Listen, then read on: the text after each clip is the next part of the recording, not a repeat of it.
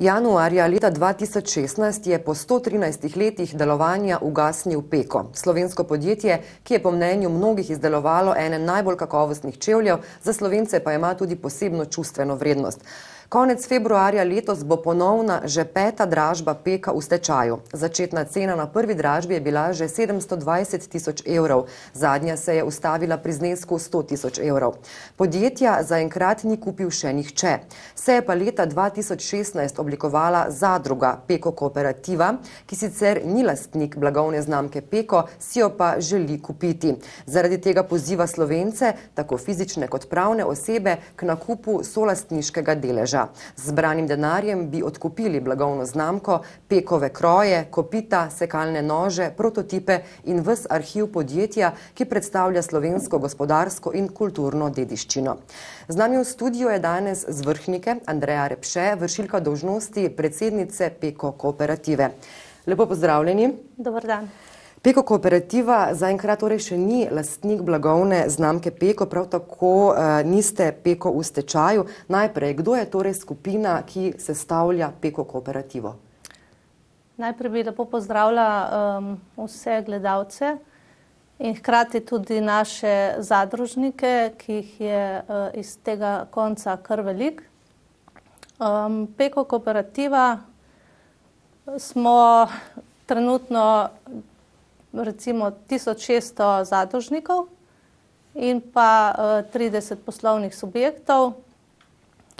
Začeli pa smo seveda na tem projektu, če se tako izrazim, veliki entuzijasti z eno samo željo, namreč zelo nam je težko, ko gledamo vse to propadanje slovenskih podjetij, in ker je Peko bil na nek način dobesedno vkodiran v naša srca že od majhnega, smo seveda se podvizali, dobili smo eno pobudo iz Štajerske od enega gospoda, in potem smo šli pač v akcijo.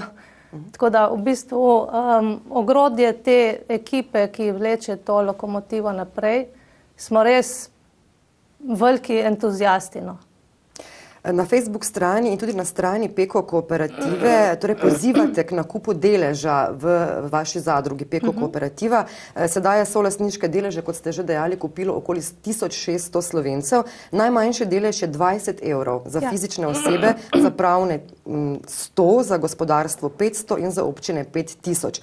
Koliko denarja vam je do zdaj že uspelo zbrati in kaj vam ta znesek zaenkrat omogoča? Ja, do zdaj smo zbrali okrog 72 tisoč evrov. To je v bistvu znesek, ki se javno beleži na naši spletni strani. S tem zneskom smo do zdaj prišli pač do teh prvih prototipov obutve, ki smo jih pokazali, dali na ogled lani po poletju. Tako da smo pač ves ta čas vlagali v ta razvoj. Zdaj pa je treba iti naprej. Zdaj, čeprav razumem, Peko Kooperativa tako rekoč nima zaenkrat še nič s Pekom. Tudi čevlji niso Pekovi. Kje se izdelujejo vaši čevlji in kdo jih izdeluje? Ja, dobro vprašanje. Lejte, naša prizadevanja so bila ves čas od začetka, da bi prišli v Peko, da bi tam nadaljevali. Imeli smo celo načrt, da bi 3. maja 2016 že tam stekla ponovna proizvodnja. Kje? V Peku v Tržiču, ampak žal to nekako ni bilo možno. No, ampak potem smo seveda smo bili vztrajni, nismo se ustrašili tudi kakšnega polena, ki nam je padel pod noge. In smo se pol pač prilagajali situaciji, smo poiskali tukaj po Sloveniji, kdo bi bil kaj pač pripravljen narediti.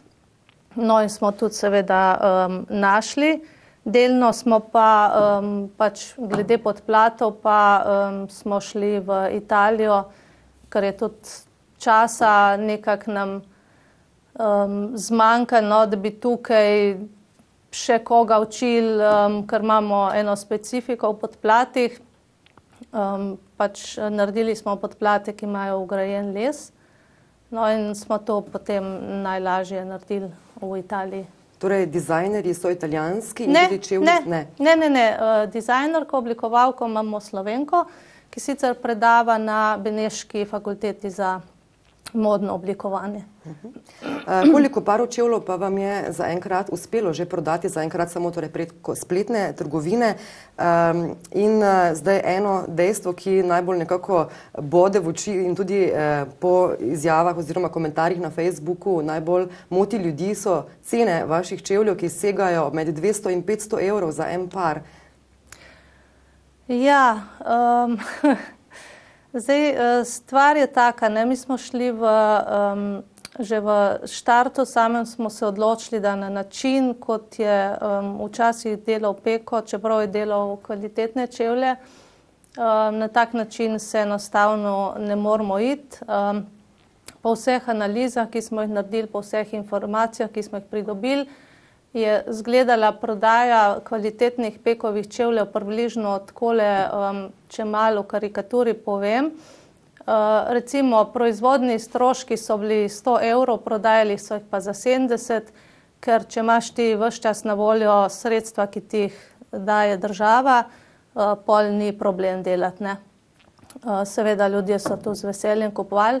Koliko čevljev vam je zaenkrat uspelo prodati? Zdajle bomo imeli približno 70 parov, od tega jih je naročenih tam okrog 50, naredili pa bomo še neke rezerve, no, ker pač drugače preprosto ne gre, ne, ker je materiali so ekološko neoporečni in tudi sama izdelava gre za kvaliteto. Tukaj zdaj še ne gre za neko serijsko proizvodnjo in so pač zaradi tega stroški višji. Seveda je pa, verjamemo pa, da so mnogi bili nad tem tudi negativno presenečeni, ampak v tem trenutku se bom rekla, to ceno nekako ne da. Bi pa bilo marsikaj drugače, no, če bi nam omogočili vstop v Peko, imeli bi tam na razpolago vse stroje in bi stvar tudi verjetno bila lahko dosti cenejša. Zdaj k nakupu deleža v vaši zadrugi pozivate kupite si lahko solastniški delež v Peko kooperativi za 20 evrov, smo rekli, minimalni vložek, in si zagotovite takojšnje ugodnosti zadružnika Peko kooperative. Kakšne ugodnosti so to? Ja, zdaj, ta prva ugodnost, no, poleg tega, da zadružnik postane polnopravni član, s tem si pridobi svoj glas v prihodnje za odločanje o vseh pomembnih odločitvah. Druga pomembna stvar, no, najpomembnejša zdaj v tem trenutku je pa, da si zadružniki lahko naročijo oziroma vedno bodo zadružniki kupovali obutev, ki bo cenejša za 10% oziroma kolikor bo pač dogovor in kolikor bo možno, plus tega, da vsak zadružnik dobi še 10%, se mu poveča delež, se mu na delež pripiše in se na ta način povečuje delež, kar pomeni, da bo seveda vedno bolj želel kupovati pri svojem podjetju, povečeval se mu bo delež in bo na nek način tudi postajal vedno bolj odgovoren do tega, no, da podjetje dela dobro, ker res bi si želeli, no, več sodelovanja z vsemi udeleženimi, tudi kar se tiče podajanja idej, lahko razvijemo izdelke skupaj, če pride do neke pametne, dobre ideje in seveda je potem zadružnik tudi pri tem udeležen. Delujete na nek način, start-up podjetja, ali ste se tudi sami prijavili v kakšno takšno platformo, recimo Kickstarter? Ja, in zakaj ne, če ne?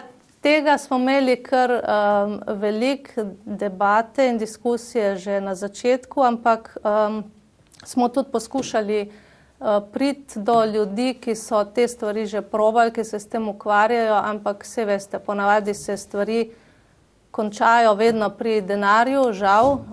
Tudi ko človek želi nekaj narediti za skupno dobro, je sicer nekaj ljudi, ki naredijo tudi tako, bom rekla, res za skupno dobro in ne zahtevajo naprej plačila, ampak mi to gledamo bolj z tega zornega kota nekih naravnih zakonov, ne. Recimo kmet tudi najprej more njivo, se pravi polje pripraviti, zorati, poseje seme oziroma posadi, potem je treba, ne vem, narava zaliva in tako naprej, da pridemo do pridelkov, ne. Mnogi pa razmišljajo žal obratno, bi pa najprej daj ti meni pridelke, pol pa bom jaz mogoče, če bom pa kaj naredil, ne, ampak Gospod Andreja Repše, žal se je čas v našem studiu iztekel. Hvala vam za obisk, torej pozivate k obisku Slovencev. Seveda, ja. K obisku vaše spletne strani. Sicer pa 210.000 evrov je cena, izklicna cena za Peko v stečaju, ki bo sedaj na zadnji dražbi. Upamo, da vam bo ta denar uspelo zbrati. Bomo spremljali vašo zgodbo v našem mediju. Hvala za vaš obisk in hvala za povabilo. Veliko uspeha. Hvala.